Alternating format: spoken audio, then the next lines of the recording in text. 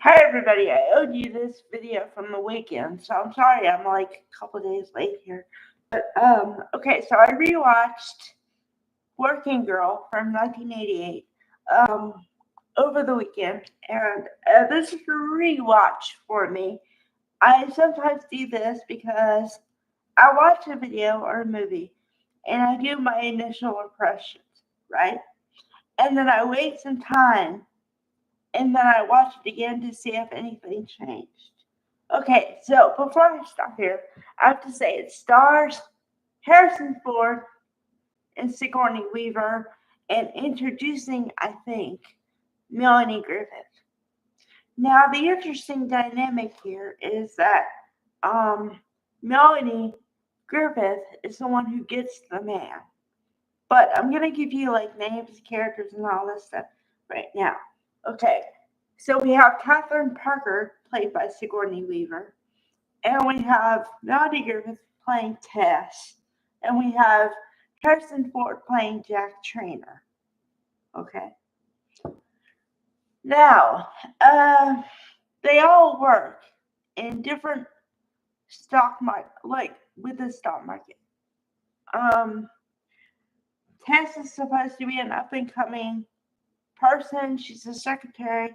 She has the long hair, and she kind of dresses okay, but she's not really like business attire yet. She's gonna get there, but not yet. Then she works for originally a bunch of guys who turn out to be jerks and are being kind there. And so she says, I want to be placed again. And the placement person is Olympia Dukakis, played by Olympia Dukakis. Now, you may remember her from a bunch of films, but she's most notably, in my mind, from Mr. Holland's Opus. Another great film that one of these days I'm going to watch and review that one too. That one was made in 1995. The reason why I know all these dates is because when the movie came out, I really wanted to watch that movie, and I did. And I watched it over and over and over again. Okay, so you have all your key players here. And then I'm going to talk about supporting, but as it comes along. Okay, so she works for this company and she has to be replaced or whatever. And Olivia Dukakis says to her that, this is the fourth time I've had to place you in like 3 months.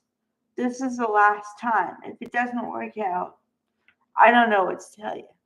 Okay, so, and the opening scene is like, I gotta say, the directing of this film and the cinematography and everything, great. Aces.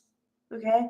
Because the backdrop is New York City, and we have the Statue of Liberty in the first shot.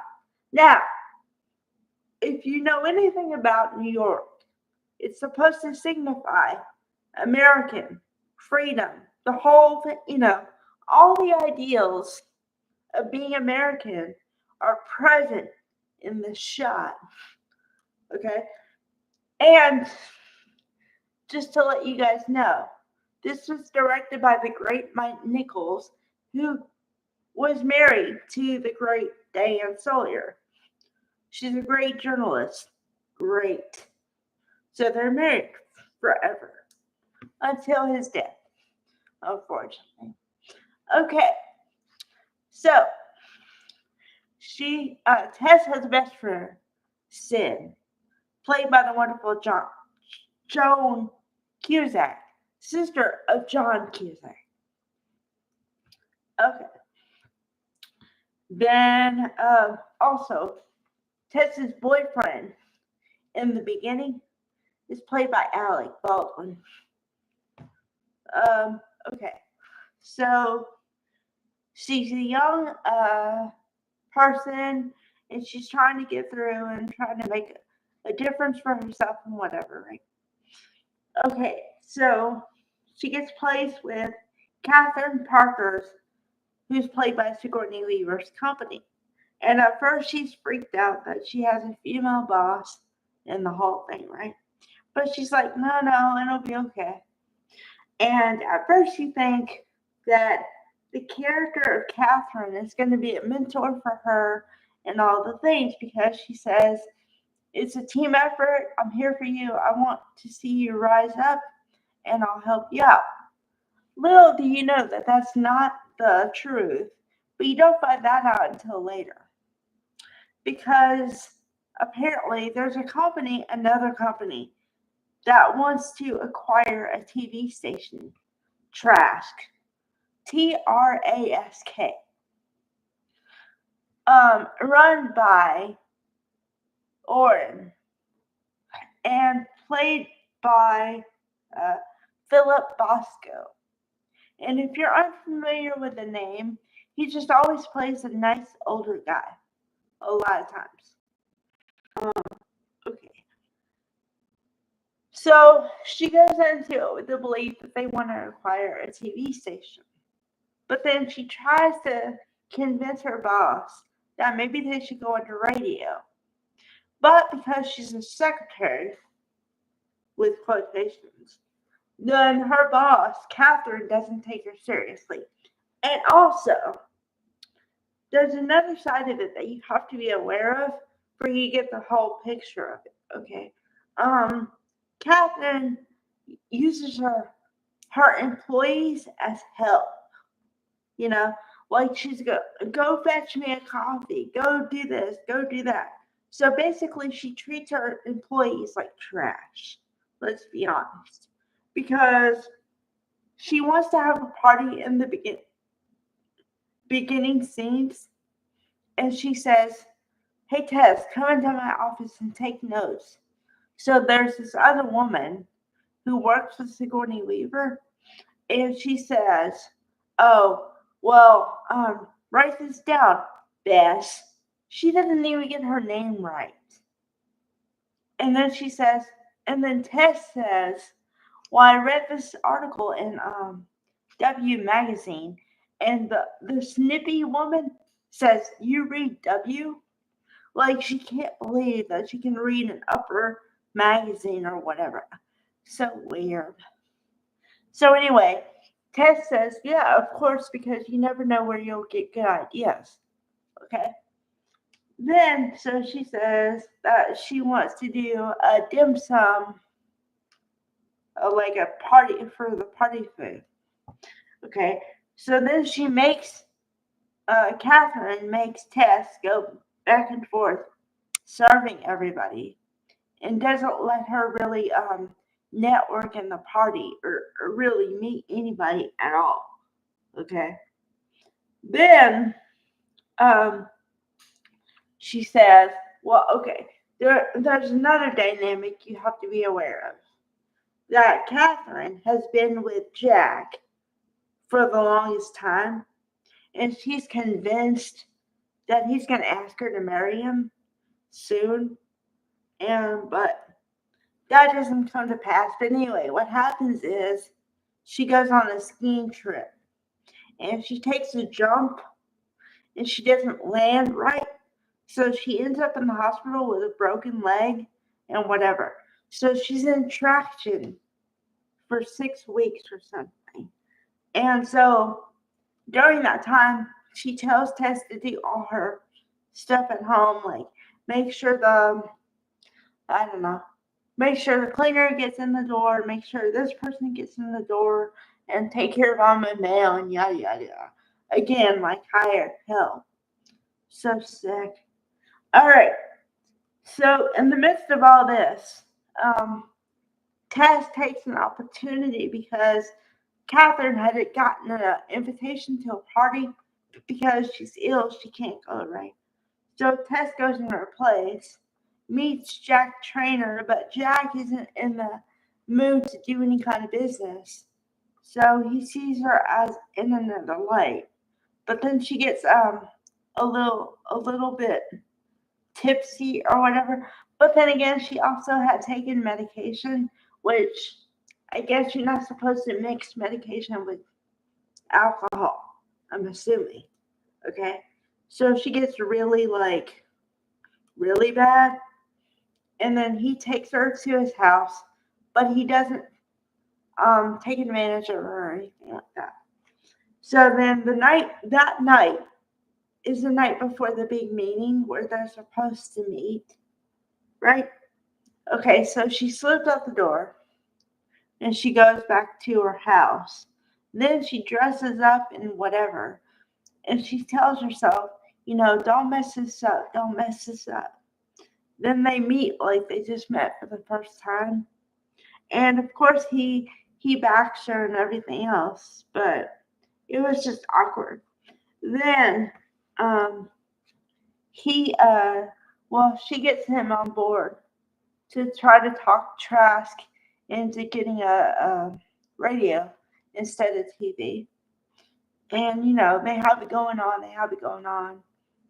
And then in the midst of all this, also Catherine comes back from being in the hospital, and she doesn't know what's going on at all, right? Okay, but then there's a funny element in the movie where Tess leaves her notebook like a business little notebook everywhere she goes. She just leaves it.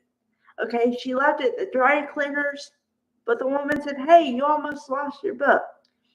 And then the faux pas is she leaves it at Catherine's house, and Catherine tries to get her back, but doesn't really try because she's like, "Hey," and then she doesn't say anything else. So she opens up the thing and reads her stuff and puts it together that she is trying to be in her place.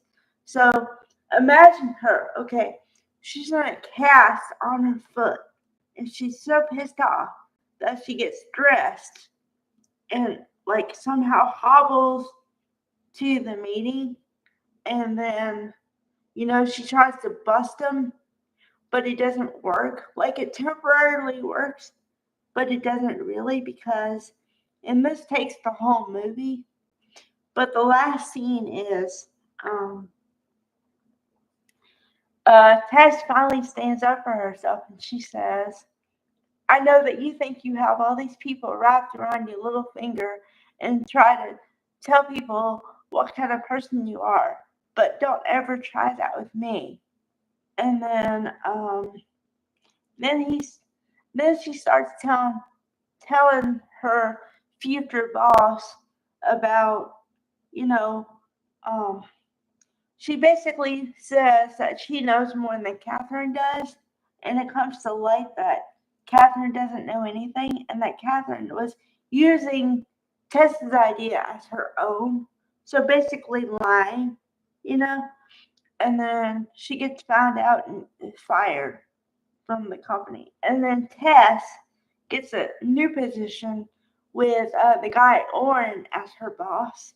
And then the final scene is where she's now with Jack. They live together. And he prepared some kind of lunch for her, like a peanut butter sandwich and some things and whatever in a box, a lunch box. But it's like not your traditional lunch box. It's like a thing with the lid that's like oval or like whatever shape. It's not squares, whatever.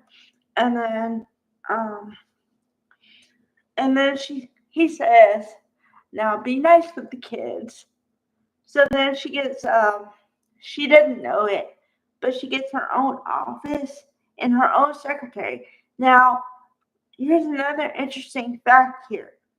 Amy Aquino, Aquino, plays a bunch of characters throughout her life. She played assistant to somebody else. Then she played the counselor on Felicity, the TV show. And she's done a lot of those things. And she always plays a smart character. So in this one, she plays the secretary. And the last scene was Tess is going up to her new job, and the secretary has her feet on the desk and on the phone. And so Tess assumes that it's the other woman's office, right? But it's not. It's her office. So she gets her own office and everything. So the moral of the story is if you believe in yourself, good things happen. And if you keep working at it, good things happen.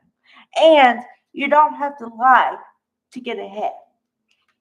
So, as you can see, I like the movie a lot. And my perspective on it has changed a little bit, but not too much. It still shows female empowerment and the fact that just because you think a guy is supposed to be better than you isn't always the truth. It just depends on the circumstances. But this movie is like an epitome of women empowerment for sure. So check it out. I thought it would be dated because it was made in the late 80s, but it's really not. It's still applicable today. So there you go. Bye, everybody.